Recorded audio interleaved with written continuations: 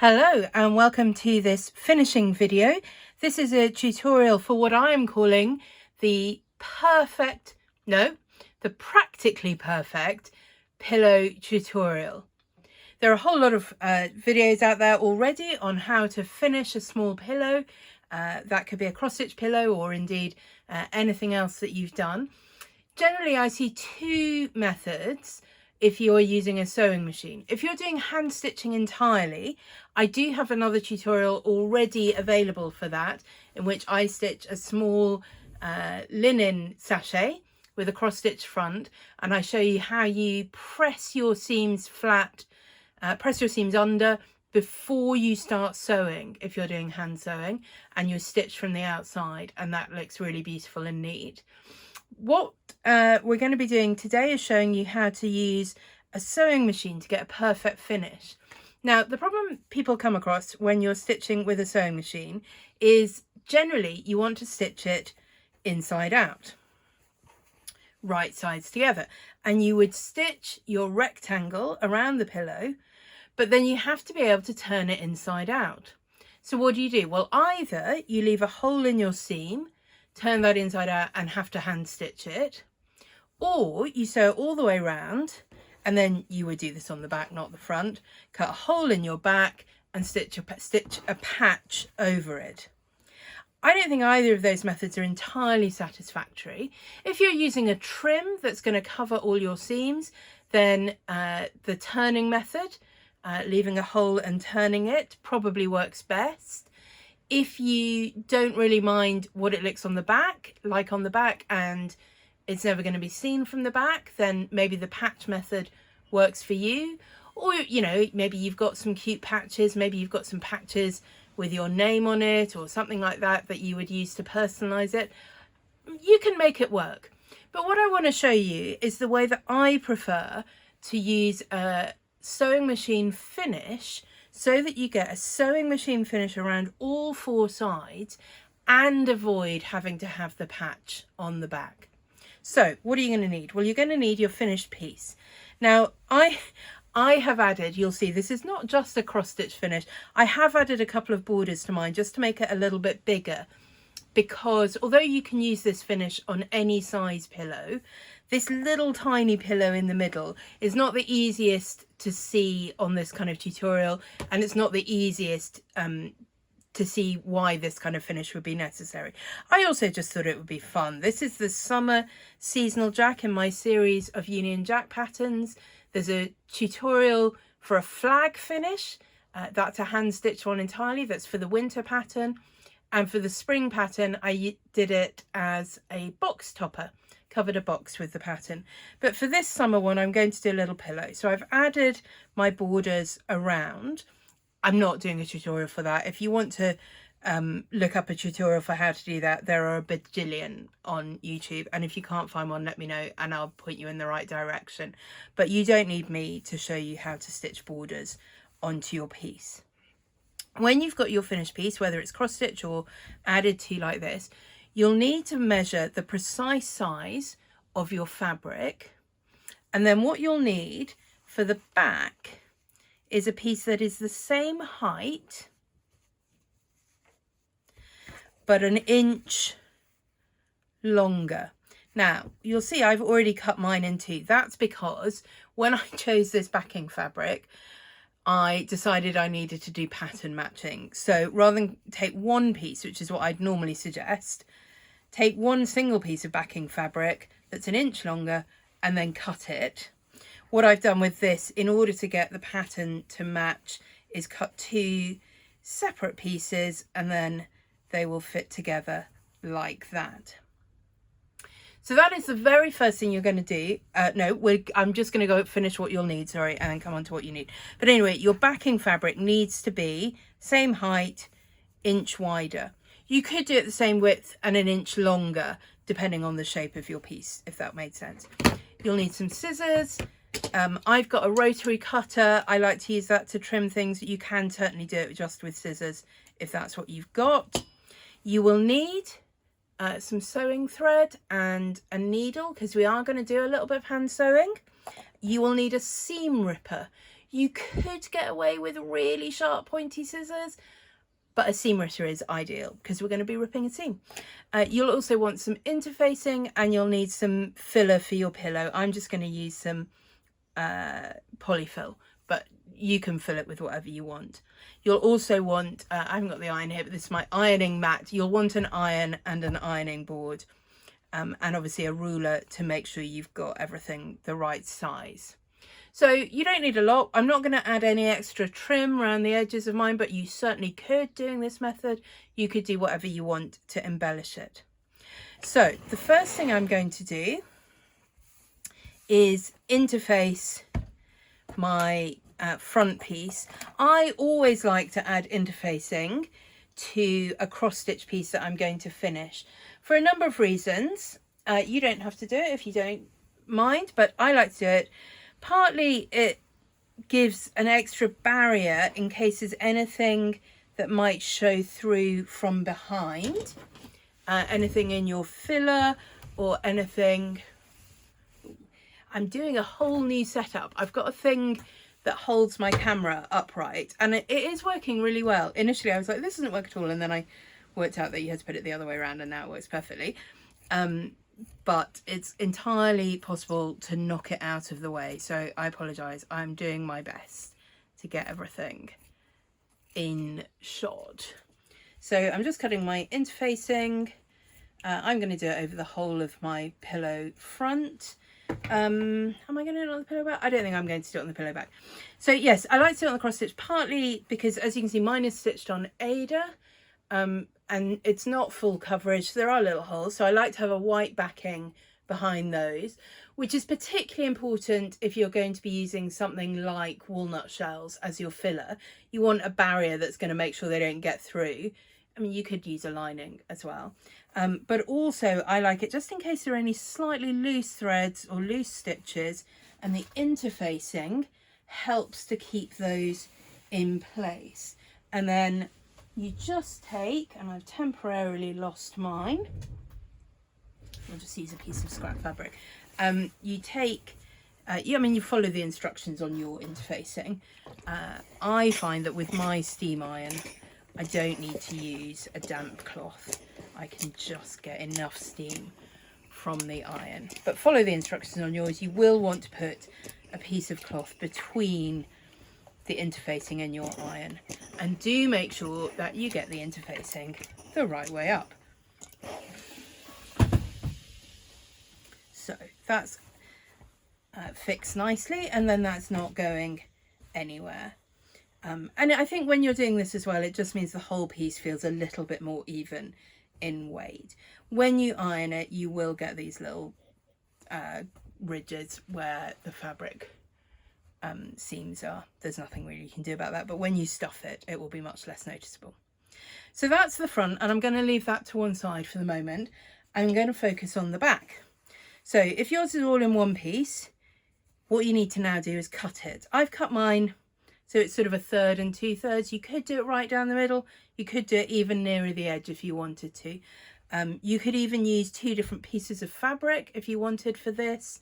So I could have used one of these pieces, one of these fabrics that I've taken from the front, or a combination of those. I haven't, because I've only got strips of these. I bought these in a jelly roll. I haven't got enough, and I was like, well, I'll have to piece the border, and that seemed overkill even for me to piece a border, piece of backing that I was then going to cut up.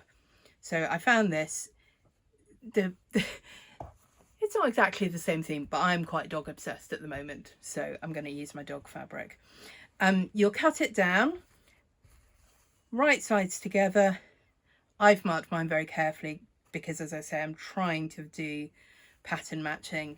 You don't need to be as precise. And then you're just going to sew those 2 pieces that you've cut apart back together. Okay, nice straight seam. I've never tried, oh well, no, I have tried. I've never succeeded in filming myself on the sewing machine before. I don't know how this is going to go. I don't think you can really see it.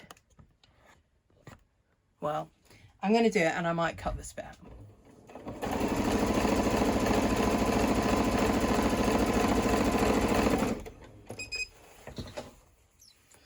I do love my sewing machine. It weirdly doesn't have, or I've not yet been able to locate in the 10 years that I've owned it, a thread ripper. Okay, so then press your seams open, and this is super important. I cannot stress enough how important ironing is when sewing. Yeah, my steam iron is getting a bit overexcited and throwing water all over the place. And you'll want to press your seam open rather than just to one side. Open like that. Okay. Okay, it's not perfect, but it's not bad in terms of pattern matching. Ideally, I would suggest using a plain or a all over pattern that's not going to notice that you've cut it and sewn it back together. Mine would have been very noticeable, so I have taken that effort. And then check that it is the same size. That'll do. Perfect. And now all we're going to do is take these two pieces, front and back, right sides together, and I'm going to sew all 4 seams. I'm going to sew all the way across, down, and that. And you can either do it by sewing your seam and pivoting in the corners. I quite like the way that Elizabeth Ann Stitch does it, where she just does the whole length and then starts a new seam and does the whole length there. So I think that's what I'm going to do this time. I'm going to sew all 4 seams so the 2 pieces are entirely stitched together.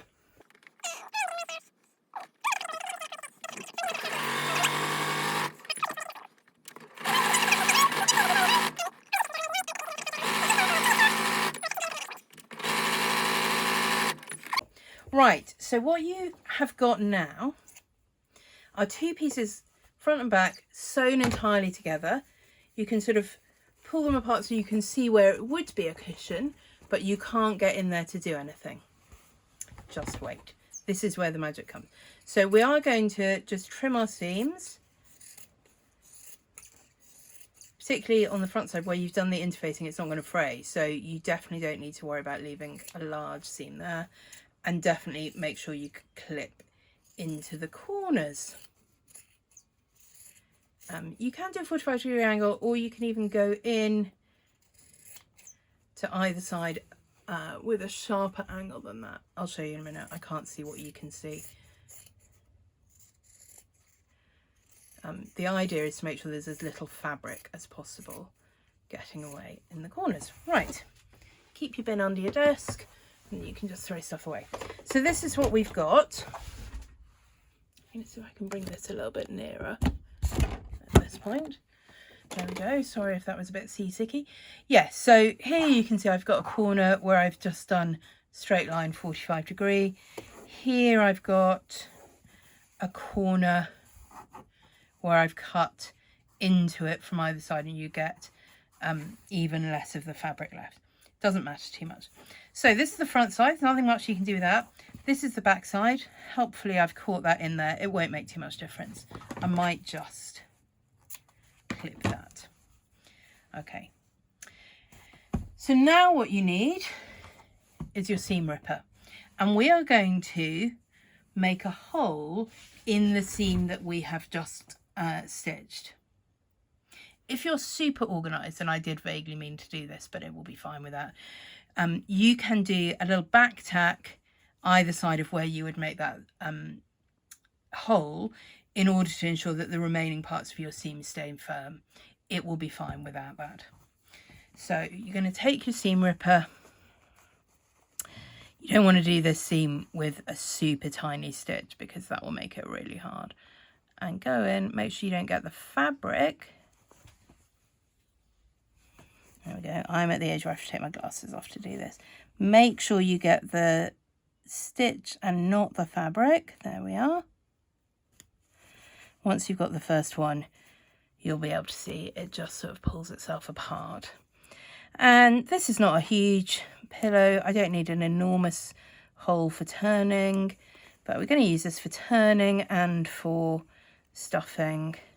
So I'm going to give myself enough space to do it reasonably well. And the other thing I am going to do is press it again. I'm going to turn it at this point. Oh, that is another thing I should have said. You will need something to make sure you've turned all your corners out. But anyway, let's turn the whole thing and then see what our corners look like. So the nice thing about this method, obviously, is that you have got perfectly stitched from your sewing machine seams around all 4 sides, so that from the front there's nothing that's gone wobbly because you've had to hand stitch it. It shouldn't need to go wobbly when you hand stitch it if you do it properly. Go and look at my tutorial. It's all in the ironing.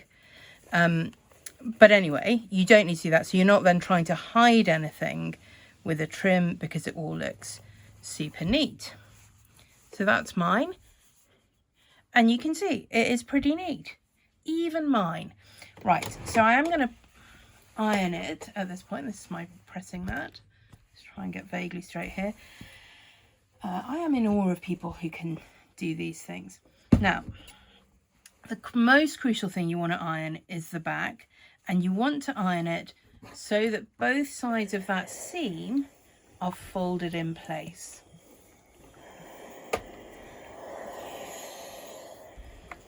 Okay, I think we could get those corners just a little bit pointier. I've no idea what this tool is designed for. It's a kind of tweezer, but it's a really ineffective kind of tweezer. I feel like it was made for a particular purpose, and I don't know what that was, but it's pretty good at just getting in corners like this. So we can get them really, you know, if we're going to do this method, we might as well do it properly. Okay, that's already pretty pointed. I'll just give this one another little go.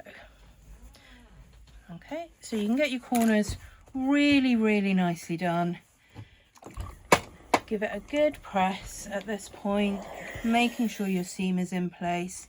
If you want to press the front, just be a bit cautious. You can put a cloth over it if you want to just protect your stitching, or you can be slapdash like me. Okay, so that's nice. So I'm just going to stuff this, and then I'll come back and show you what the next part looks like. Okay, so I finished stuffing my pillow. I don't know if I've stuffed it absolutely to Von Pfeiffer levels of perfection, but I'm pretty happy with how it's looking. I think this is such a fun, pretty, bright looking pillow. Let me show you the back. So, as you can see, there's a little opening here where the hole in the seam was that we made, and there is a little bit of unevenness you can see on the front where that is going to be. We're going to sort that out now, because you can see by doing it the way that we have, you know exactly where this fabric should line up. It will line up along the seams that you've pressed. So that's what we're going to do now, is hand stitch it together along this line. From the front, there will be no hand stitching visible. There are no wobbly seams. From the back, you don't need to put a patch. Effectively, this is similar to the method with the patch, but instead of cutting a hole in fabric where it will inevitably fray and pull apart and we'll struggle to hold it back together in place, and even if we put a patch over it, it'll gape. You see how this is gaping automatically. With this method, we'll be able to stitch it back precisely in place so that all the seams are lying flat. We might need to do a little bit of sorting out of the padding, but it will be completely flat. And from the back, all we will see, and we will barely see it, is this straight line of stitching, which I have a little bit of machine stitching at top and bottom and a little bit of hand stitching in the middle. So the crucial thing that you need to know is how we're going to hand stitch it. We are not going to whip stitch it. I keep seeing people saying, just whip stitch it here. Whip stitch is a perfectly good stitch for certain things. It's not a good stitch when you're trying to hide your stitching. What you want for something like this is a ladder stitch or a mattress stitch. I think they're quite similar things. I might Google it and see, because in my head they're basically the same, but maybe there's a difference. And if I say one and you think I mean the other, then you might end up with something. Anyway, I'm going to show you how I do it. So I am going, for this kind of stitching, I am going to put a knot in my thread. and I'm going to tie it, because this is just sewing thread, so it's not very thick. I'm just going to tie it as thick into as big a knot as I can manage. You know how it is when you want them to be in the same place, they never are. There we go. Okay, that's a reasonable size knot. And I'm going to put my needle in through the padding and bring it up into the fabric just on the edge of the seam, a little bit below where you can see the machine stitching starting to go. And then I'm going to, where the knot holds it, I'm just going to leave the thread there and tuck it inside. All right. And so now I'm going to start working out this stitch, and I'm right-handed, so I like to work right to left with my sewing. You can do it the other way if that's easier for you. Now you see here, I've got these little bits of machine stitching where it's starting to come apart. We'll deal with that in just a moment. What I want to do is put my needle in, this is not the greatest needle, I ought to get another one, in along the seam and bring it out, going in the direction that I am stitching. So that, and that's what we're going to try and do with all our stitches, is make sure the majority of our thread is underneath the fabric rather than on top. And I'm going to do that again, but now going into the fabric on the other side of the seam. I'm going to come up, pull it tight. Don't worry about pulling it too tight, because we can tighten it up appropriately then. Okay, this fabric on this side, along just inside where it is folded tight. And this point I am going to pull it tight. I'm going to pull out that little bit of thread, and there'll be two ends from the sewing machine where those stitches are just coming a little bit loose, and tuck them in and use the hand stitches that I'm doing now to pull those pull the fabric tight here. So you go in directly opposite where you came out, under the thread, under the fabric, and pull it out. So there's almost nothing of your stitching should be visible on the outside at this point. And my stitches are, don't know, about 1/4 inch long, maybe a bit less than that.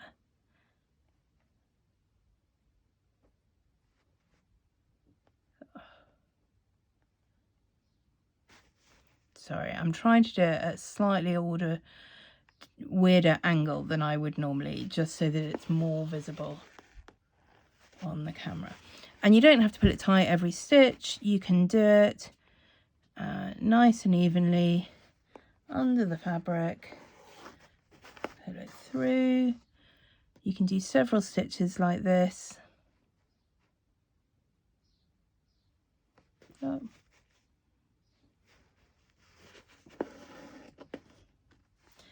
And then pull them taut.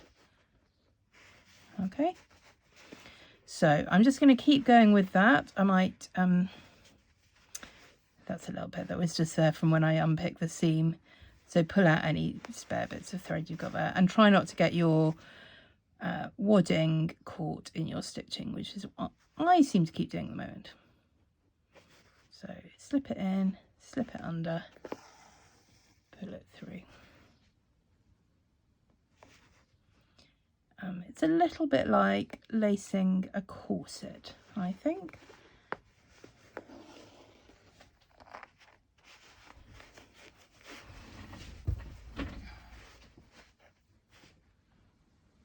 And you can see already, I think, how much less intrusive this method is than putting a patch on the back of your piece. If you like patches on the back of your pieces, and for some styles they can look really cute if you're doing a sort of folksy style, but I don't think you necessarily always want that style for everything, and so it's nice to have alternatives.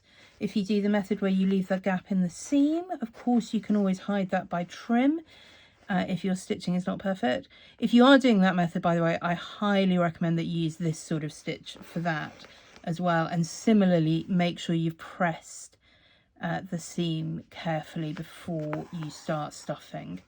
Obviously, once you've started stuffing, it's much harder to get the iron where it needs to be.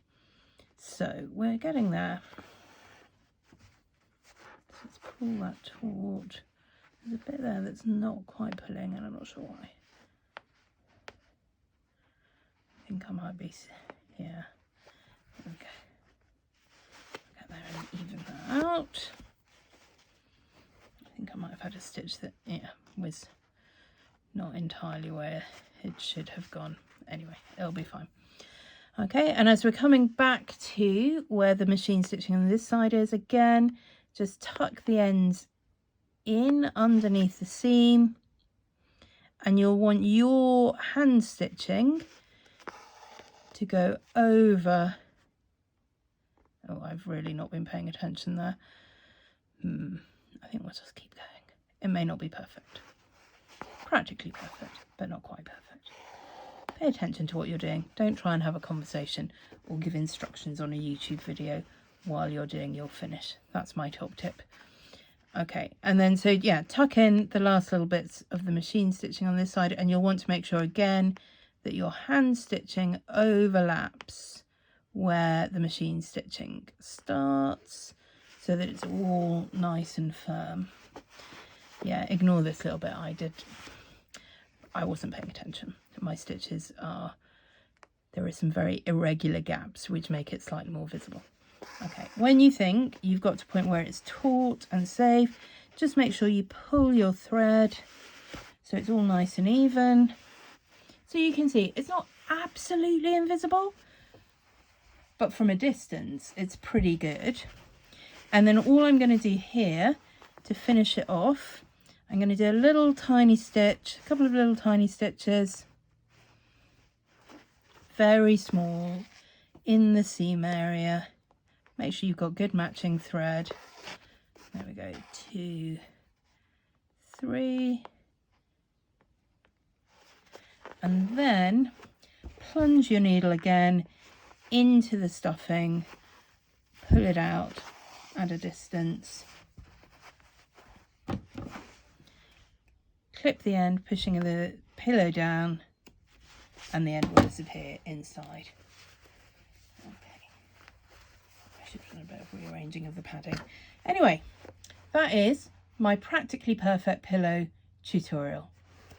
I'm pretty pleased with that. If you want, you can just give it a final little press on the back. Yeah, that really wasn't great where I told you my stitches suddenly went very uneven because I wasn't concentrating. Do yours better than mine. But anyway, here you can see that's not a bad finish. You can definitely do your stitches much smaller if you prefer. Let's put that right out so you can see the little dogs. You can do your stitches the same size as the machine stitch runs if you want to give it a really, really super neat look. But I think that's pretty good. And so I haven't needed to use any trim. I haven't needed to use a patch.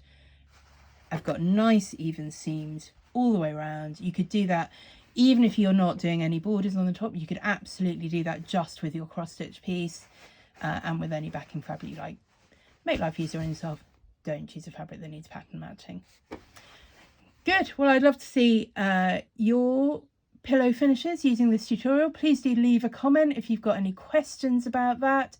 If you're not sure about any of that, if you want to know how I did the borders on the top or anything else. Thank you so much for watching.